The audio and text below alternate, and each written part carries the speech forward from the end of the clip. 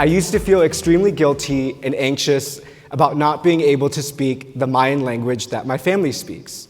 However, I've been empowered by the folks here at SACNAS to continue to speak any amount of indigenous language. A lot of people will start the sessions by speaking their native language to all of you. And it's very validating to share my level of Mayan language comprehension with you all. So my family consists of Mayan language speakers who speak Akateko, which is among the 25 Mayan languages spoken in Guatemala.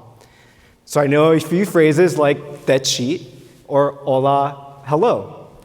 And I'm still learning from my family. I get the most progress by spending time in the kitchen, cooking, and asking for pronunciation of foods. And I'm essentially like Mayan Akateko, born in the US, where I primarily spoke Spanish from Mayan language speakers. So I was born here in Phoenix, and I grew up in farming communities with Mexican and Mexican Americans. So I selected Selena como la flor because I actually grew up in an area where we farmed rose fields. And so a lot of the migrant workers worked in these rose fields. So just a quick show of hands, how many of you are from Phoenix? Okay, I see a few. How about anyone from the West Valley? Okay, I see you back there. I see some back here. Glendale, Buckeye. Okay, Glendale. All right, Buckeye. All right.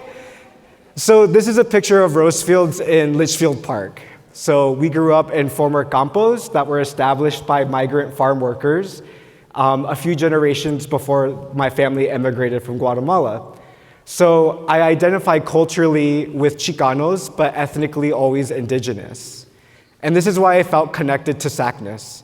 I always felt celebrated for the nuances of being indigenous within a mix of cultures in the US. My first time attending SACNAS was in my third year of my PhD program, and I was able to attend SACNAS 2019 in Hawaii. So here's a picture of some amazing people that I got to hang out with, who now are in some pretty impressive places. UCSD professorship, Brian, Anna at UF, and a few people working for the NIH now, and myself here on stage. So at this time, 2019, I had just transitioned into PhD candidacy, and for those in PhD programs, this kind of felt like the point of no return. So I was in the thick of benchtop experiments where I was developing biomaterials to develop novel formulations to treat eye diseases. And I touched on this a little bit in my introduction. I certainly did perform eye surgery on different in vivo animal models to translate my benchtop studies into a potential therapy for future use in human patients. So I was at the intersection of engineering materials and pharmaceutical development. And to be honest, I did not really feel like this research reflected me as a whole person. How many of you kind of feel that way right now? Yeah, and it's okay, right? So this conference is exactly where I started having those feelings and where I felt understood and where I could feel like a whole person. So it gave me a chance to explore beyond my discipline. And so at SACNAS, I began to strategically pivot out of my discipline. So pivoting can mean a few things depending on the context. For me, this strategic pivot in my career meant to mindfully connect the pieces of my own lived experience, my bioengineering discipline, and change the direction of my focus to further expand impact in healthcare. So at SACNAS 2019, I recall this shift in mindset. I sat in on research talks about community-based participatory research and social determinants of health. And these topics deeply reflected my own lived experience growing up in West Phoenix, where access to transportation and language-inclusive healthcare was limited. This was particularly more inaccessible for Mayan language speakers. So me and my family would travel by bus, so shout out to Valley Metro, to get to downtown Phoenix, where we're at here, to see the dentist. So this would take a whole day, about 3 different bus transfers, and coming back from like dental clinics after that is not the most fun as a kid. But this lived experience was an opportunity for me to connect what I was doing in my research and go beyond my technical comfort zone. So I was at first excited and felt very headstrong to jump into more public health related topics. However, I knew I had a commitment to my thesis, my advisor, and the research question that I was trying to answer. So instead of taking a sharp pivot, I began to take small steps and formed short, tangible goals. So through my self-inquiry, I was able to learn from public health mentors at the University of Pittsburgh and apply some concepts to my own discipline. So one example was an IRB teaching as research project where I evaluated bioengineering undergraduate students' understanding of public health topics like social determinants of health. And I was able to publish that in ASEE, an engineering education journal.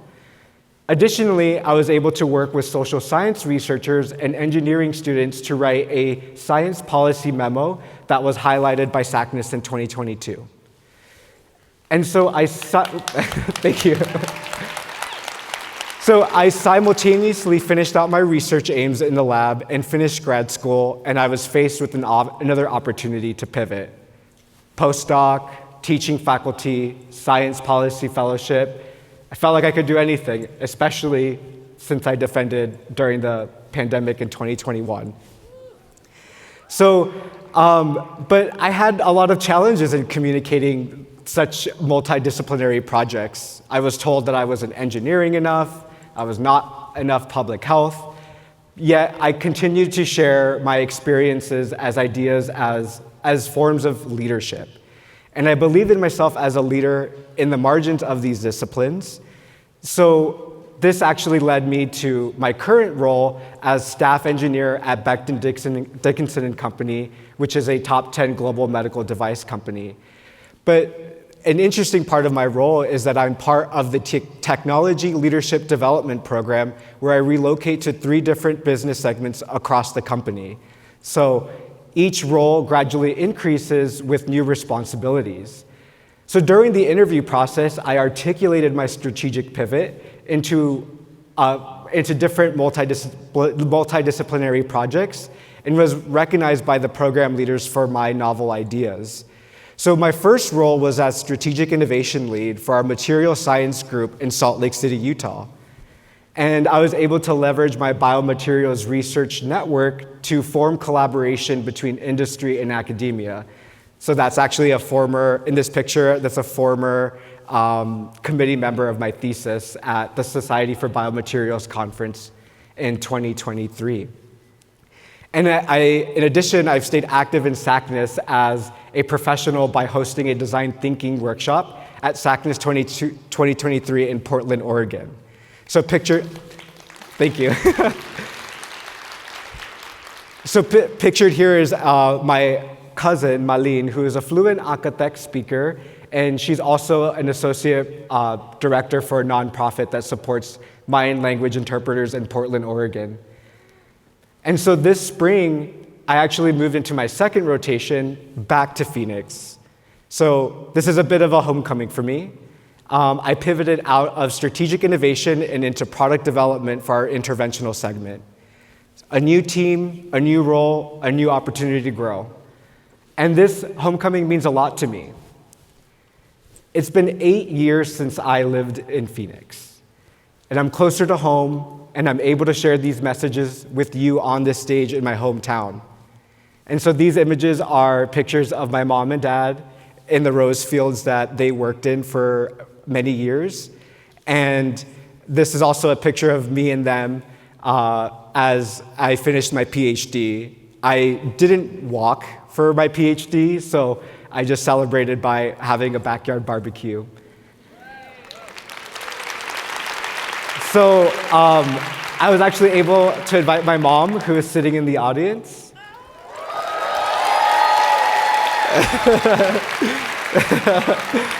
And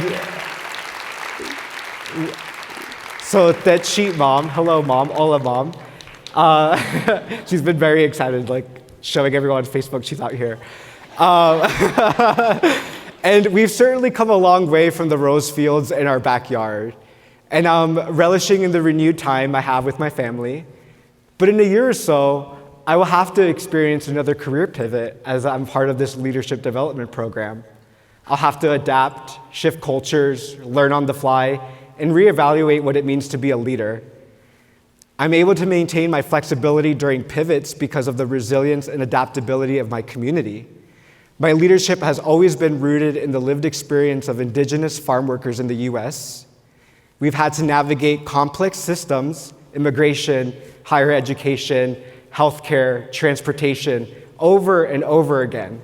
We've had to find what works for us because sometimes what was available was not enough. So if a piece of my talk has connected with you, you likely already have a strong foundation to pivot. Many of you have already navigated complex systems to be here today. So if you feel stuck on the fence, I invite you to sit with that feeling. Make a commitment to deeply listen to the research talks today and speakers during this conference. You may feel yourself headstrong, excited, so remain bold, but take your time. And always remember that you have the innate ability to adapt and pivot. Thank you.